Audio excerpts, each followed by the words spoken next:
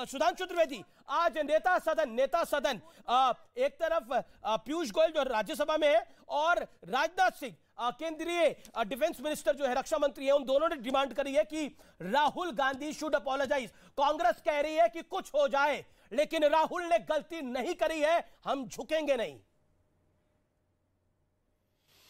अमीर जी, जैसे अभी आप कह रहे थे कि आरआरआर को जो ऑस्कर अवार्ड मिला उस गाने का भी इन्होंने तमाशा बना दिया। अब हकीकत में क्या कहा जाए, ये तो वो पार्टी है जो खुद ही एक तमाशा बन चुकी है, जिसने लोकतंत्र का तमाशा बना दिया, जिसका नेता खुद एक तमाशा बना हुआ है, जिसके के लिए ये लाइन कही जा सकती है और पल पल अपना स्टैंड चेंज करते हैं कि पल भर में ये तोला है, पल भर में ये माशा है और कहते ये तमाशा है और खुद ही तमाशा है। अब मैं इनके बात का तथ्यात्मक जवाब भी देता हूं।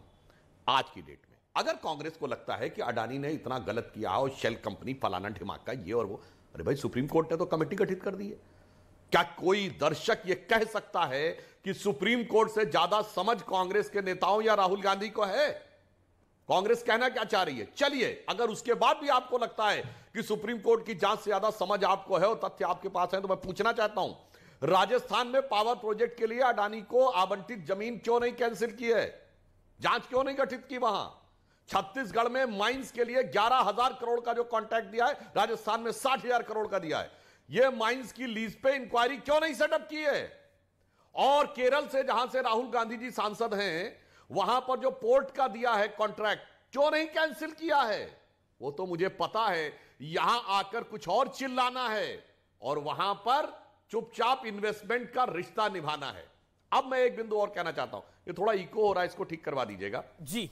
लोकतंत्र की बात तो मैं कहता हूं, अरे जनाब, भारत के लोकतंत्र का मजाक उड़ाते उड़ाते आप बाहर जाके क्या हासिल करने वाले भाई?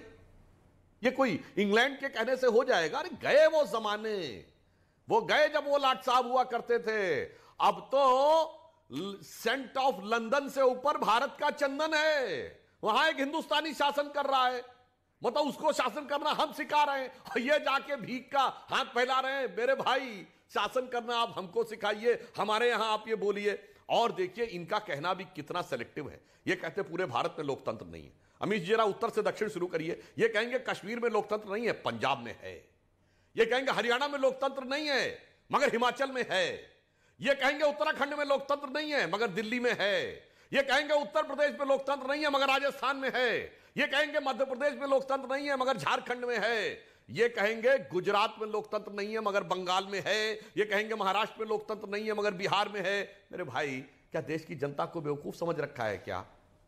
आप अपना ही बेवकूफ नहीं, इसीलिए मैंने कहा आप तो खुद तमाशा बन रहे हैं।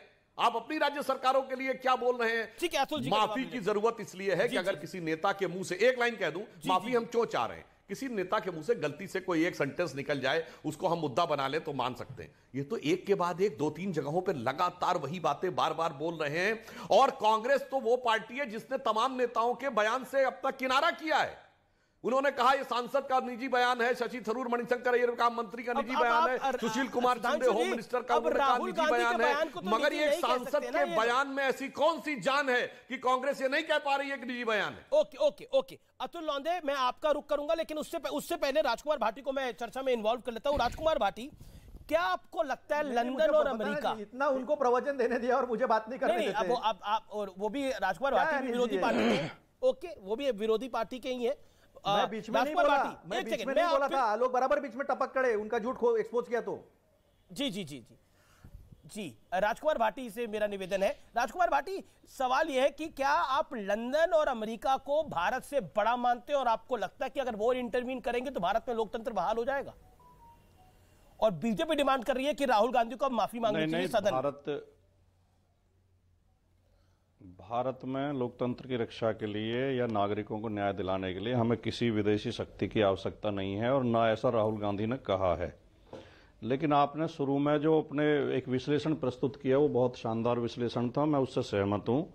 कांग्रेस ने कई बार लोकतंत्र पर कुठाराघात किए, कई बार लोकतंत्र का गला घोटा, कांग्रेस ने कई सरकारें गिराई और कांग्रेस के शासन में कुछ 2-4 घपले घोटाले भी हुए थे, इसमें कोई संदेह नहीं। और कांग्रेस ने संवैधानिक संस्थाओं का दुरुपयोग भी किया, सीबीआई वगैरह का।